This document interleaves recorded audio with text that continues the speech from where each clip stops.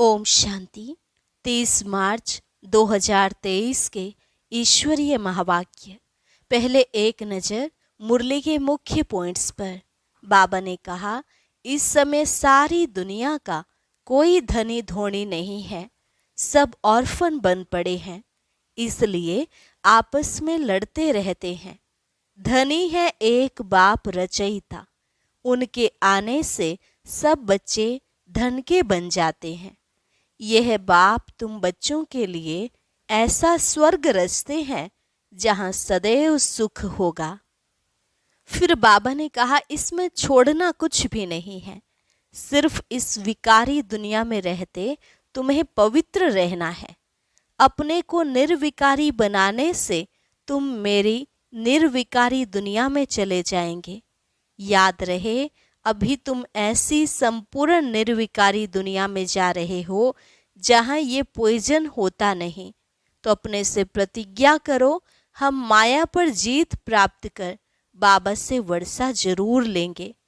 तुम्हें संग की बड़ी संभाल रखनी है, ऐसा ना हो चलते चलते माया का उल्टा सुल्टा तूफान लगने से निश्चय ही टूट जाए। अगर निश्चय में संशय आया तो वर्षा मिल ना सके। शिव बाबा के बने हो, फिर ऐसे बाप को फारकती नहीं देनी चाहिए। विकारों में फंसकर माया से हार नहीं खानी। और लास्ट में बाबा ने कहा, अगर तुम मुझ सर्वशक्तिवान बाप की मत पर चलेंगे तो मैं तुमको स्वर्ग का मालिक बनाऊंगा। कल्प कल्प तुम मेरी श्रीमत से ही ऐसा श्रेष्ठ बनते हो।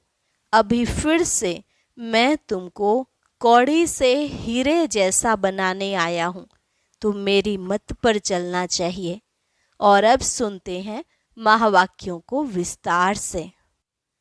मुरली का सार। मीठे बच्चे, संग दोष संशय बुद्धि बनाता, इसलिए संग दोष में फंसकर कभी पढ़ाई नहीं छोड़ना। कहा जाता, संग तारे कुसंग बोरे। प्रश्न, बाप की कौन सी श्रीमत तुम्हें कौड़ी से हीरे जैसा बना देती है? उत्तर, बाप की श्रीमत है, बच्चे घर गृहस्थ में रहते हुए कमल फूल समान रहो। जैसे कमल फूल को कीचड़ और पानी टच नहीं करता, ऐसे विकारी दुनिया में रहते हुए विकार टच ना करें। यह तुम्हारा अंतिम जन्म है। निर्विकारी दुनिया में चलना है, इसलिए पवित्र बनो। इसी एक श्रीमत से तुम कौड़ी से हीरे जैसा बन जाएंगे, स्वर्ग का मालिक बन जाएंगे। गीत। मुझको सहारा देने वाले, दिल कहे तेरा शुक्रिया। ओम शांति। बाप ने समझाया है कि भगवान एक ही है जिसने भगवती को रचा। बरोबर भगवानों वाच है, जैसे बैरिस्टर वाच, सर्जन वाच, यह फिर है भगवान वाच। भगवान कहते हैं, मैं तुम्हें स्वर्ग का मालिक, राजाओं का राजा बनाऊंगा। यह है गीता। परंतु मनुष्य भूल गए हैं कि गीता का भगवान कौन था। श्री कृष्ण तो था स्वर्ग का नंबर 1 प्रिंस। इतनी उच्च प्रालब्ध किसने प्राप्त कराई? उच्च ते उच्च प्रालब्ध है राधे कृष्ण अथवा लक्ष्मी नारायण की। यह बात कोई भी समझ नहीं सकते हैं। राधे कृष्ण स्वयंवर के बाद लक्ष्मी नारायण बनते हैं। उन्हों को यह उच्च पद किसने दिया?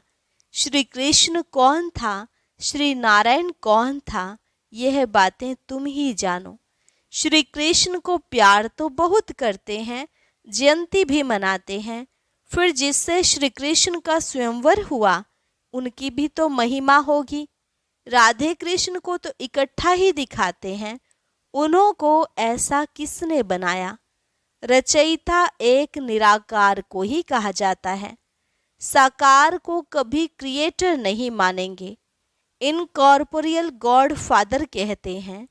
लक्ष्मी नारायण सतयुग आदि में थे, अभी तो है कलयुग। यहाँ मनुष्य दुखी कंगाल हैं। राजा रानी तो है नहीं, स्वर्ग की तो बहुत महिमा है। कोई मरता है तो कहते हैं फलाना स्वर्गवासी हुआ। स्वर्ग याद आता है तो जरूर स्वर्ग कोई अच्छी चीज थी। नरक में जो मरते हैं उनको पुनर्जन्म जरूर नरक में ही लेना पड़े। जैसा कर्म करते हैं उस अनुसार यहाँ जन्म लेना पड़ता है। अब भगवान है निराकार ज्ञान का सागर, जिसको सभी मानते हैं। उनका यादगार मंदिर भी शिव का है। ब्रह्मा विष्णु शंकर का चित्र देंगे तो कहेंगे यह ब्रह्मा है, यह विष्णु है। भगवान ब्रह्मा वो भगवान विष्णु नहीं कहेंगे। भगवान एक निराकार को कहेंगे, वह शिव ही है। अभी तुम बच्चे जानते हो, हम फिर से लक्ष्मी नारायण भगवान भगवती बन रहे हैं। किस द्वारा? भगवान द्वारा। क्रिएटर बाप है, वह स्वर्ग का रचयिता है। जरूर उसने प्रारब्ध दी जो यह स्वर्ग का मालिक बने। चित्र तो तुम बच्चों के पास हैं, यह भी मनुष्य समझते हैं। लक्ष्मी नारायण सतयुग के मालिक थे, सिर्फ यह भूल गए हैं कि लक्ष्मी नारायण छोटेपन में राधे कृष्ण थे। सतयुग में महाराजा महारानी थे तो जरूर उन्हों का बचपन भी होगा। उन्हों की यह प्रारब्ध जरूर स्वर्ग के रचयिता ने बनाई होगी। वह कब आया किसको भी यह पता नहीं। शिव का लिंग तो है, यह शिव का बड़ा रूप करके रखा है। वास्तव में कोई इतना बड़ा तो नहीं है ना, वह तो स्टार है। उनका कोई चित्र तो समझ ना सके, ये सिर्फ पूजा के लिए बड़ा चित्र बनाया है। तो ये देवी देवता धर्म किसने स्थापन किया? नाम चाहिए। क्रिश्चियन बौद्धी आदि सबको मालूम है कि हमारा धर्म फलाने ने स्थापन किया। उनका धर्म शास्त्र यह है। पहले पहले मुख्य बात ही यह है। इसलिए बाबा चित्र बनवाते हैं, समझाने के लिए ही बनवाते हैं। आगे वाले चित्रों में कोई लिखत थोड़े ही थी। यह तो समझाया है कि स्वर्ग का रचयिता है परम पिता परमात्मा। स्वर्ग में है सदा सुख। क्या इतने सब मनुष्य वहां होंगे? झाड़ पहले छोटा होता है फिर बढ़ता जाता है। स्वर्ग में बहुत थोड़े होंगे, नरक में बहुत हैं। स्वर्ग में सिर्फ देवी देवताओं की राजधानी थी, यह और कोई नहीं जानते। पूछना चाहिए यह सृष्टि का चक्र कैसे फिरता है। 5000 वर्ष पहले बरोबर यहाँ लक्ष्मी नारायण का राज्य था, उसको स्वर्ग कहा जाता था। वह पास्ट हो गया। नई दुनिया जो थी वह अब पुरानी नरक हो गई है। अच्छा फिर क्या होगा? फिर स्वर्ग आएगा। भक्त याद करते हैं स्वर्ग व मुक्ति धाम को। क्यों याद करते हैं? क्योंकि यहाँ दुखी हैं। स्वर्ग में तो सदैव सुख होता है। बाप थोड़े ही बच्चों को रचकर दुखी बनाएंगे, यह तो हो नहीं सकता। तुम जानते हो सतयुग से त्रेता द्वापर कलयुग होना है। सतयुग का अंत त्रेता के आदि का संगम कोई कल्याणकारी नहीं है, क्योंकि सतयुग में जो 16 कला संपूर्ण थे वही देवी देवता फिर 14 कला बन जाते हैं।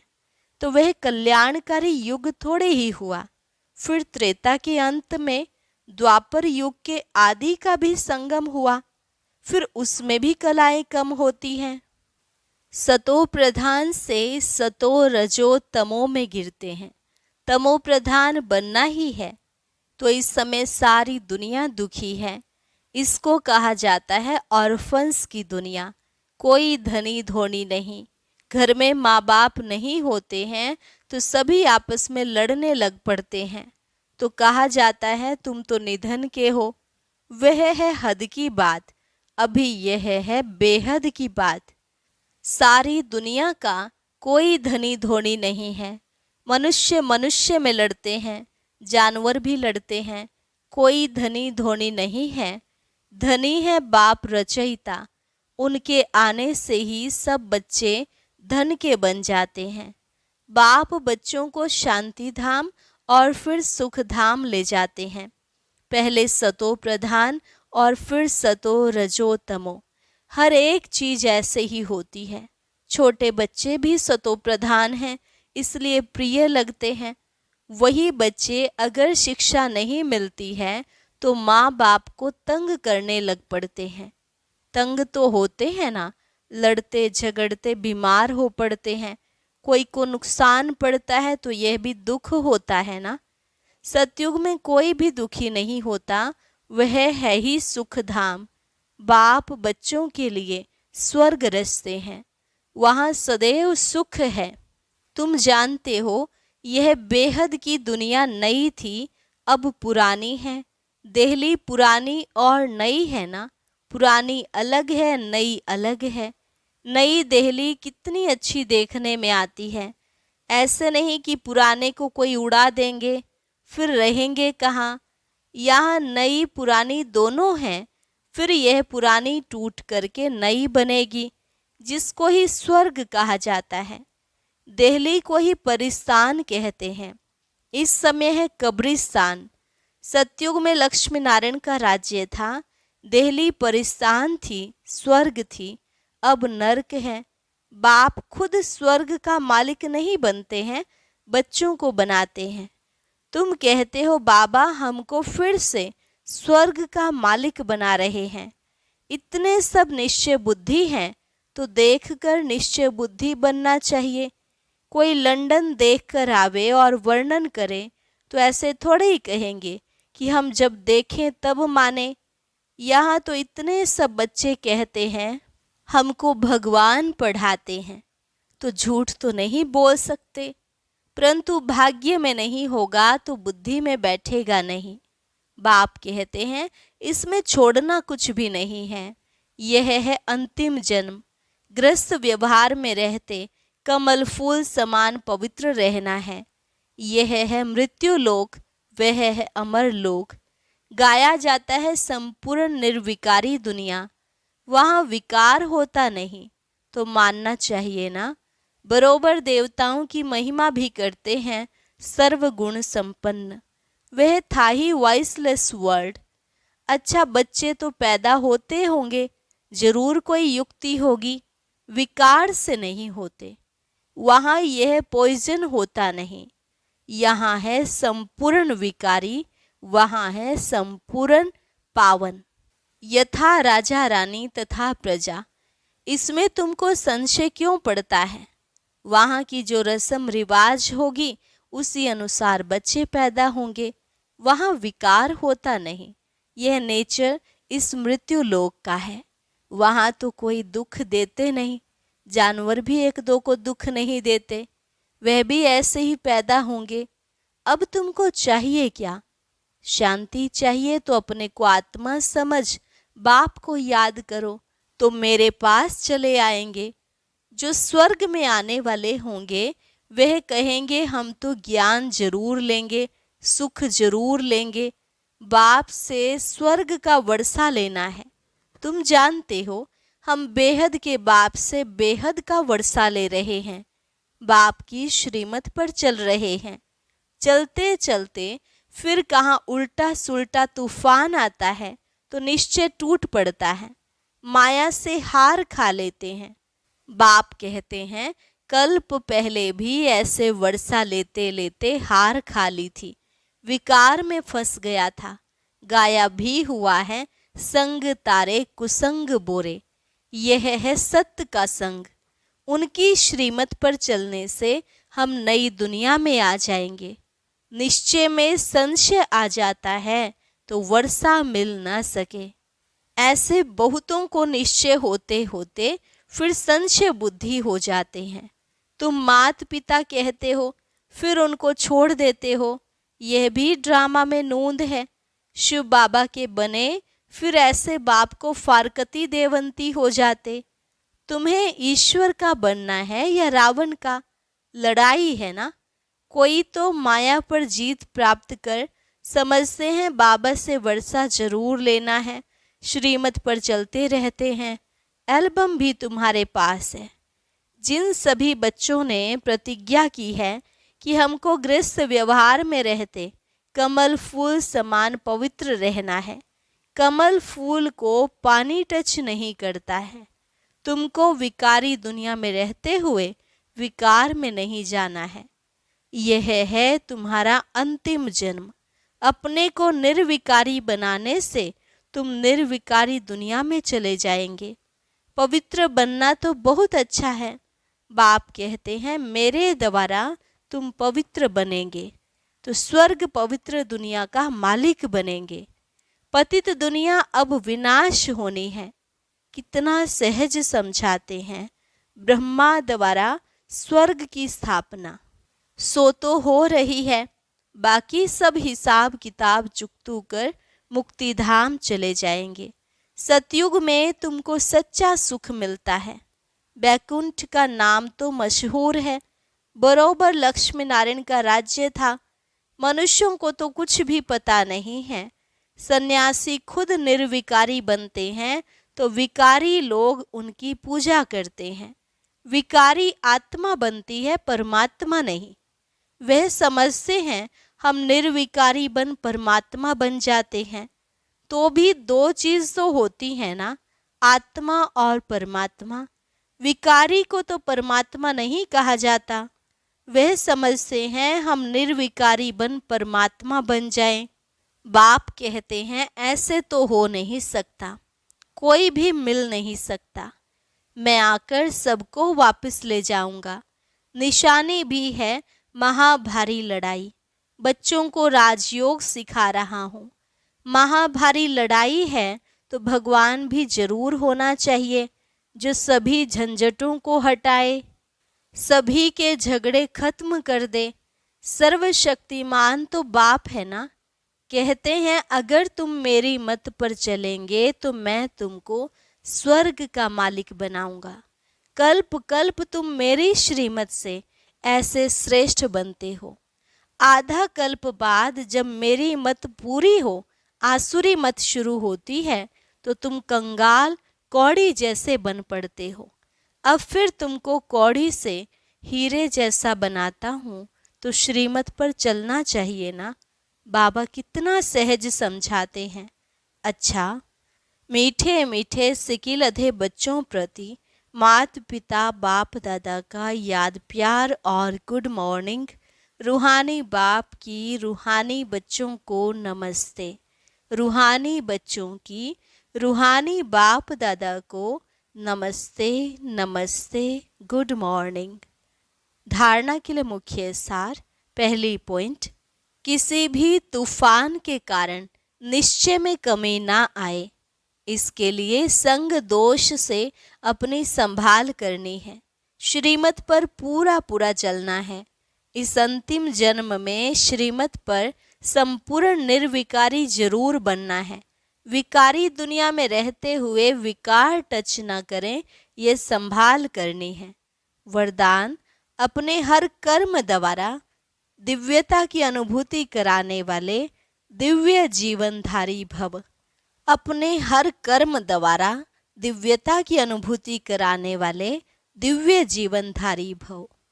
बाप दादा ने हर एक बच्चे को दिव्य जीवन अर्थात दिव्य संकल्प, दिव्य बोल, दिव्य कर्म करने वाली दिव्य मूर्तियां बनाया है।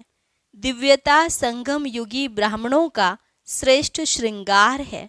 दिव्य जीवनधारी आत्मा किसी भी आत्मा को अपने हर कर्म द्वारा साधारणता से परे दिव्यता की अनुभूतियां कराएगी।